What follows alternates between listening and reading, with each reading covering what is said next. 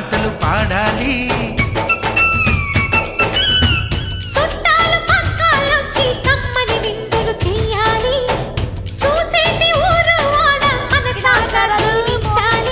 నలుగురు కలిసి చేతులు కలిపి మన కలలన్నీ పండించాలి.